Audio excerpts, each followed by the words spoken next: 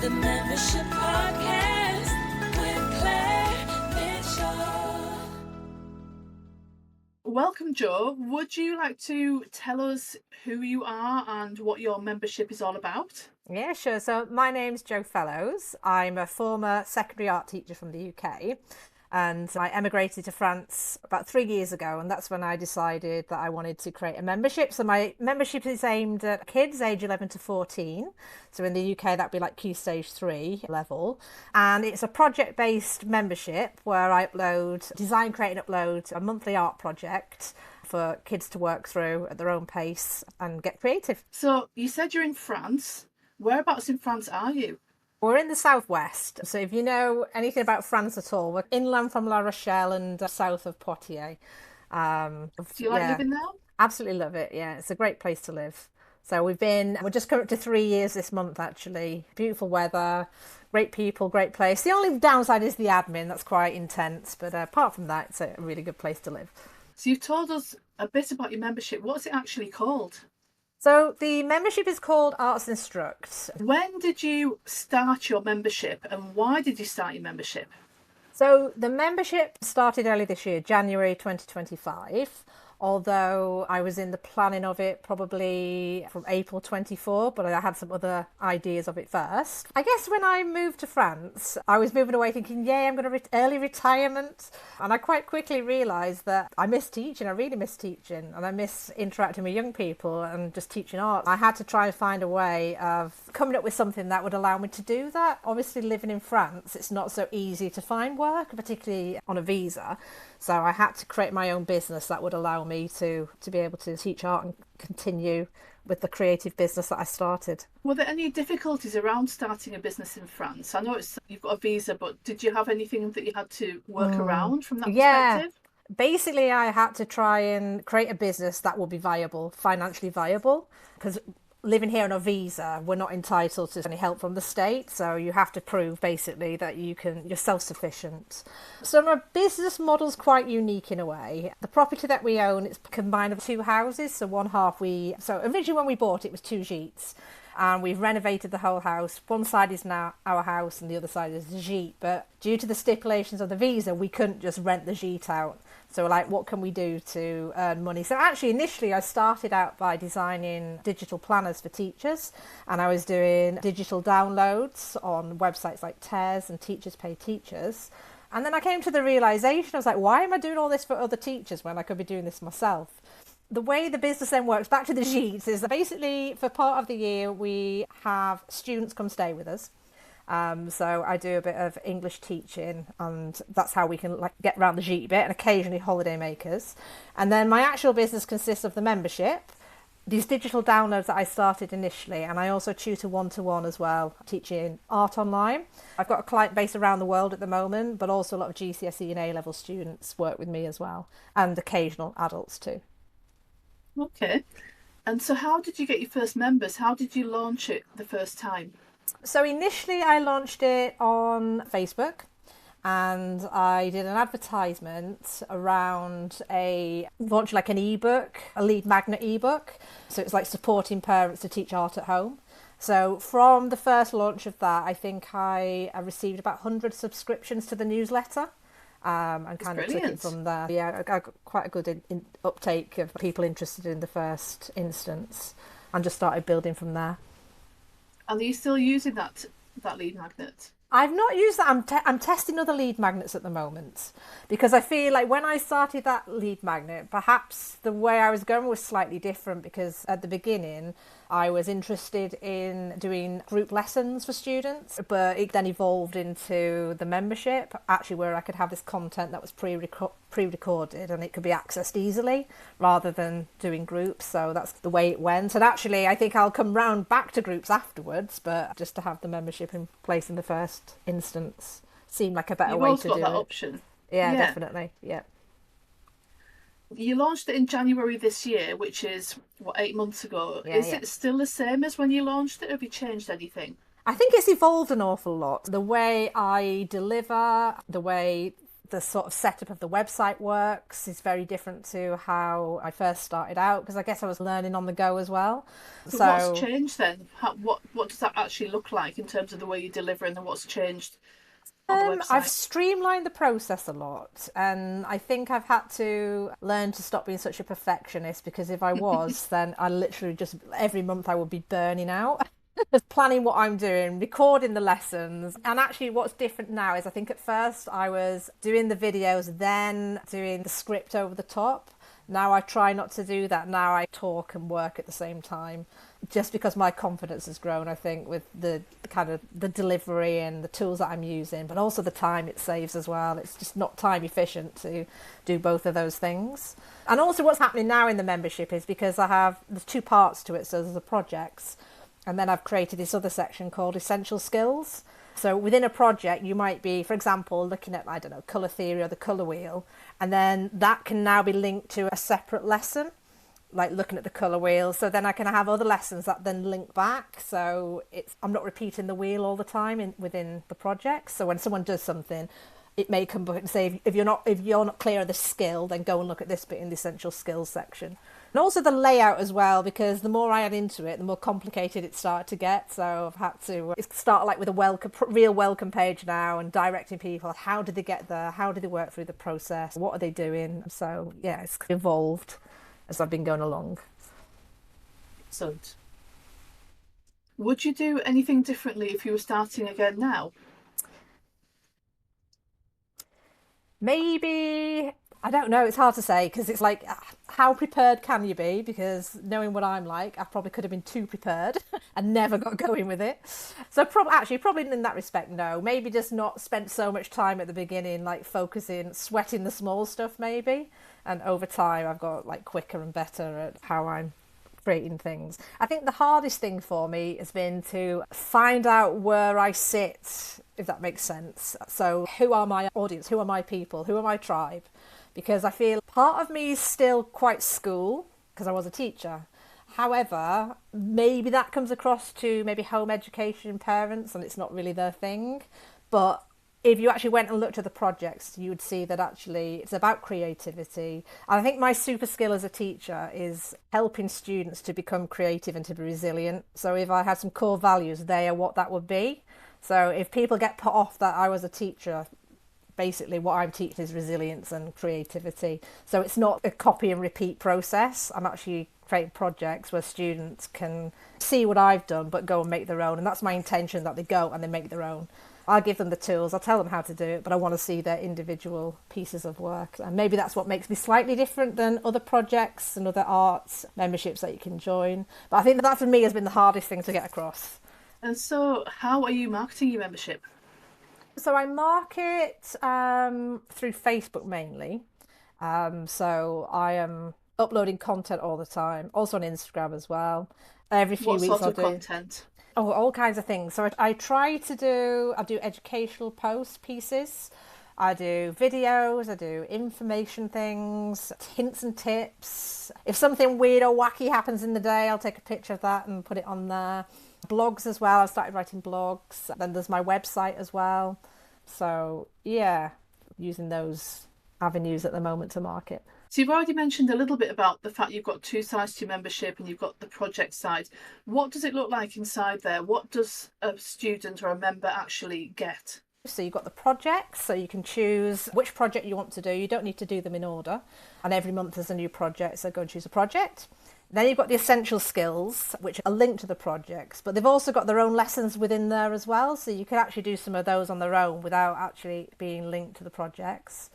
And then once a student has finished, they can then upload their work to me. I use a website called Artsonia, and students can send me their finished pieces of work and I can give them some feedback. But within the actual projects themselves, there's like downloads, there's videos, PDFs, resources that they can use. I give a full list of materials. I think one of the big things for me as a creative sort of teacher is helping students to find, and like using materials that are at home. So I'm really big on recycling things and secondhand things and repurposing stuff. My little art room is full of like old letters and envelopes, and I think that again is one of my core values. Art doesn't have to be expensive.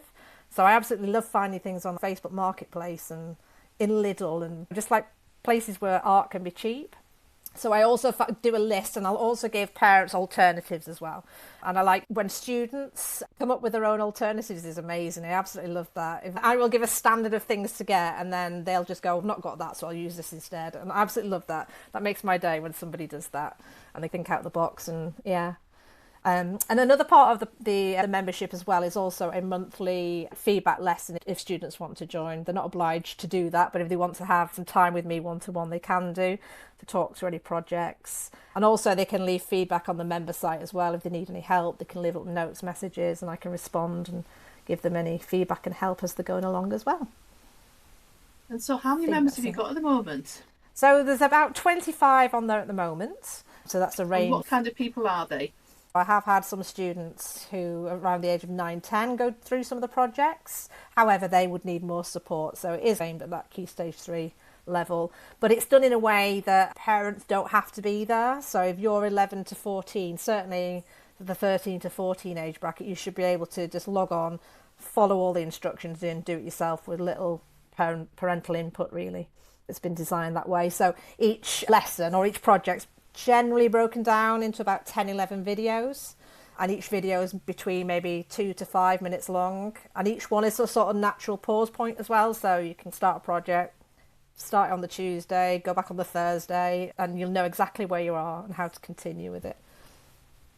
So you were a teacher, an art teacher. How much of that are you bringing to this membership? Are you actually basing it on the art lessons you would have taught in school with the curriculum and things? How are you working that? Yeah, generally I do that, and that's just the way I work. So all of my lessons, I guess, are Key Stage 3 aligned. So by following the lessons that I'm teaching, you are learning the skills that you would be taught in school, but obviously it's done in a slightly different way. It's done in a more creative, projecty type way.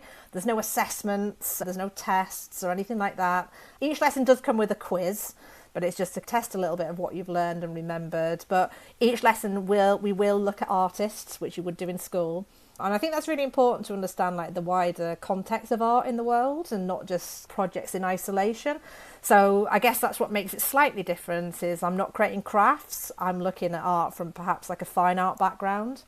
So every lesson will start with a look at an artist that's linked to the project somehow, a little bit of research on the artist, how that artist has influenced the project, how the artist might influence the student as an artist as well. And then they given the instructions of how to go about turning that research into a piece of art and the materials that they need, but also adding that kind of special touch themselves. That for me is a really important thing of teaching children how to be creative and not just copying. Because anyone can copy, but you're not actually learning to be creative when you copy. I think that's maybe what kind of sets it aside. But I guess if you're homeschooled and you're worried about are you getting the same level of education, then yes you are, because it's based on how a curriculum is taught, but with none of the restrictions of perhaps what goes on with school. I know there are quite a few different art memberships, so what makes yours different? I guess what makes it different is it's aimed specifically at 11 to 14 year olds. It's coming from an art and design background that is rooted in research, teaching styles that are perhaps rooted in research as well. So as a teacher, I'm fully qualified, so I've got my PGCE and I've got qualified teacher status. I'm also a member of the National Society of Education for Art and Design. I've got my DBS, so I can work one-to-one with students, and I'm also a member of the tutoring association as well. So I'm coming like from a professional background, so hopefully that would reassure parents that what I'm teaching is credible. But then I guess it's the fine line of like the point I'm trying to get across that I'm not a classroom school teacher anymore, so I am coming with my own flair. I now don't have the restrictions that come with a school anymore. Maybe that's what is different. So I can teach what I want to teach. And also as well, I guess with when you're teaching in school, it's quite fast paced and there's not a lot of time to stop and reassess and redo. Where with these projects there is, they're meant to be long, they're meant to take time, you're meant to explore and do it at your own pace. And I guess that's very different to the school sort of system. And also there's no assessments and no tests. Although I can give people feedback and tell them what's gone on, if there's any improvements they want to make. It's not going to make or break how well they do that year, because it is supposed to be fun and creative at the same time as well. And what do your members love about it? I think that it is different, so that they can do like quite in-depth projects. So it's not crafts, it's art and design and rooted in fine art, that they can stop and start it when they want to, but actually they're able to express themselves. So they're not just making something that I'm telling them to make or showing them to make. They're actually coming up with their own version of what the project is about. And I find that, like, when students send me in pictures and I see what they've done, I find that to be like really amazing. And you're like, oh yes, look, I designed that, but they've made it. So that's one of the best bits, I think. That leads me on to my next question. What do you love most about running the membership? The same thing that I loved about teaching, and that's when you get them kind of light bulb moments with people, or people do something. There's one little story that I really love. I work with some home ed students actually as well. It's some 3 sisters who live in Texas. So often I will trial out my projects before they go live, or once they've gone live, I'll try them just to make sure they're working okay. And one of the projects that I designed, I went through with my student. So she's 11, 12. And she didn't have a lot of the materials. And I felt a bit deflated afterwards, because I was like, oh, am I making this too hard? Not by just using general materials, like keeping it to pencils and coloured pencils and pens. So I went away and I started thinking about it. I was like, is this a barrier to people doing this? Because I'm being quite creative here with what I'm expecting. Anyway, a week later, she came online and she had this bag of stuff. And she's like, look what I found. And she'd gone around her house and she'd been thinking about this all week. And she got the materials, but she got her own versions of the materials. And I was just like, oh my God, that's amazing, because you've just shown like creativity and a resilience there, not to give up and not go, oh, this is too hard, or she's asking for too much. And that cemented in me. I was like, no, I'm not changing this. I'm keeping this, because that's important to me. That's why I do this, to push people. It may push people out of the comfort zone a little bit, and maybe that some parents might not like that. But for me, that's important in art, just to push you beyond your boundaries, push your creativity, and that makes you a better artist, more creative. So, yeah. So that's brilliant. So what kind of things had she found around the house that her version? One of the things I'd asked for was a sheet of acetate, what you use in a photocopier. Obviously not that many people have a sheet of acetate, so she was in her sister's bedroom, and she found a piece of plastic that had been wrapped up in, like a gift or something. So she got this piece of plastic. She thought, oh, this is quite thick. We could use this. I'm trying to. There's another thing as well that was on there that she used. What was it? Oh, yeah. So I'd asked for a Sharpie pen. So she'd managed to find some kind of alternative for that as well. And like the colours, she didn't have the same colours as I did. So she's just, I'm going to just use these ones instead. So yeah, I was just like really pleased, because I knew acetate was maybe pushing it a bit. But yeah, she went away, and just that idea. Oh, and then that was it. She didn't have an A3 watercolour paper, so she found a piece of old cardboard, and she's like, oh, we can use this instead. So I was like, yeah, that's brilliant. That's what I wanted you to do. But I didn't help her. I didn't prompt her. She just went away and found her own thing. Yeah, and I think that's what's maybe flexible about it as well, is that there are alternatives, and you just make your version with what you've got. So if you don't have pen, what can you use instead? Just use what you have available and see what you can create. You mentioned that those sisters are in Texas and you're in France. Yeah. So whereabouts in the world are the rest of your members? Oh, so I've worked with people from all over the place. So I've worked with a few people in America, a lot of students in the UK, students in Cyprus, students in China. So yeah, quite a few different places. I also often attract Chinese students who are wanting to get into teaching into international schools as well. Well, that's a different story, but... Interesting. So I mean, it's a really global business then. Yeah, definitely. Excellent. I love the story about the sisters in Texas. Have you got any other member stories you want to share? Yeah, so I do get some awesome feedback. Some feedback that I got from a parent who'd been looking for an online art course for a teenager, but she struggled to find anything that kept her daughter interested. So the feedback that I got, and once she joined, I thought was really amazing. So she said to me her daughter found it really engaging, and she'd started creating art that had expressed her personality, and she started trying out different techniques that she'd never done before. And the parent really hoped that she was keen to continue. And a mum, she was like really impressed with the content of the tutorials, and she said, I can see you've put a lot of thought into making these. And as it stands now, coming up to month 9, she's still a member of the course, and she sends me her work regularly of what she's been doing.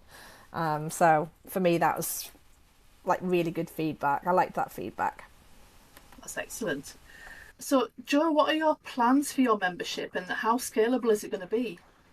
So the way I designed my business in a sort of way that I always knew some parts of it I would drop and other parts I would put more focus into, and I guess it would just depended on which part I got most success from.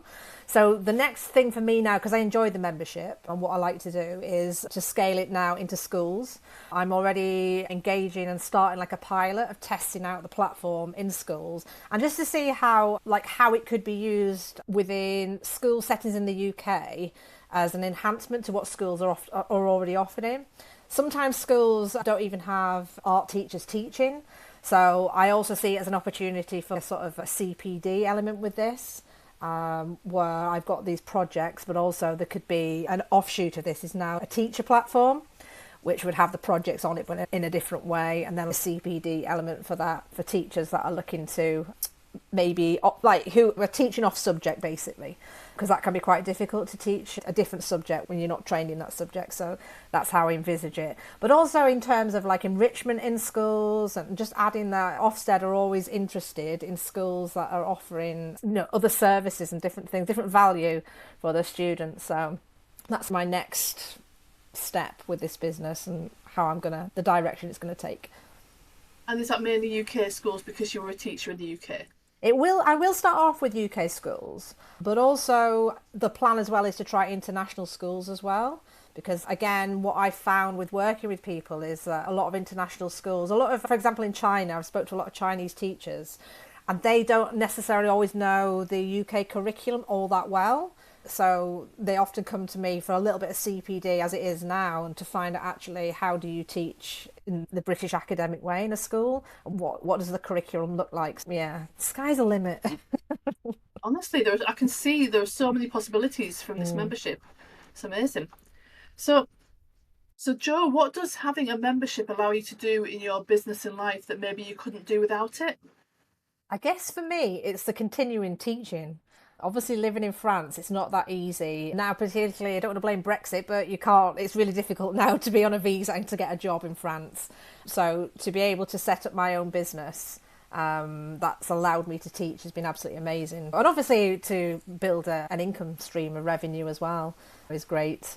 So we can get a lot more. Monthly? Do Yeah, people it's a join monthly. and pay Yeah, monthly? they can pay yearly if they want to. There's a discount if they can pay 10 months instead of 12 for the year, but it's a monthly membership, yeah. Excellent. So what advice would you give to somebody who's sitting on a membership and hasn't taken the leap yet? I probably don't procrastinate too much. It doesn't have to be perfect. And maybe think about like how you maybe can trial it as well and test it out first to see what works and like to see what interest you get.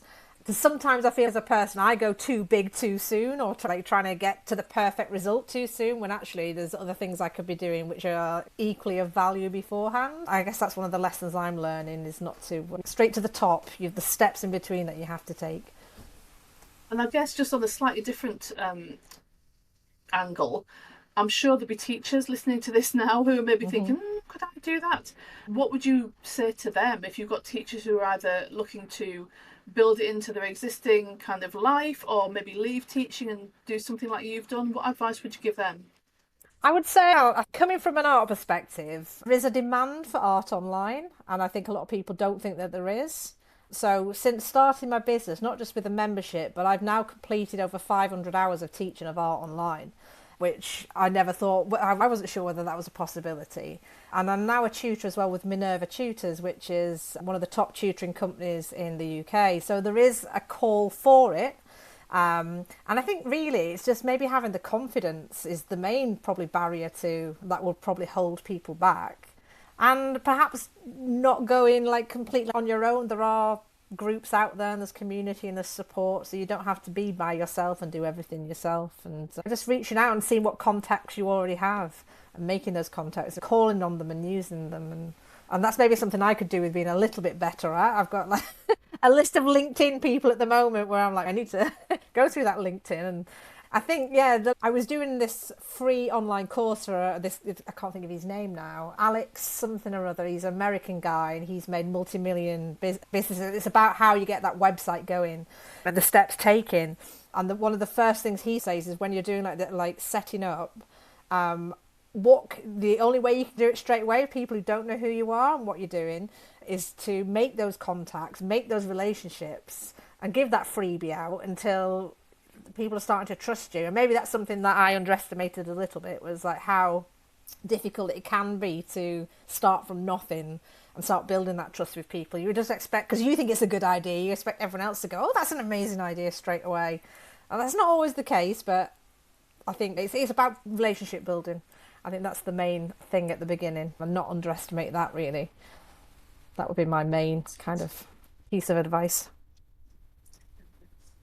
So, Joe, I know that lots of people will be wanting to find out more about your amazing membership. Can you tell us how to find you online? Yeah, so my website is artsinstruct.com. So nice and simple and easy. And you can also find me on Facebook and on Instagram, where I'm under the title of Arts Instruct Tuition, on those two. But if you want to get in contact with me, then my website, send me an email and I'll happy to respond. Excellent. Thank you so much for sharing your membership story with us today. And yeah, I can't wait to see what happens next. It sounds like you've got some amazing plans. Too many ideas.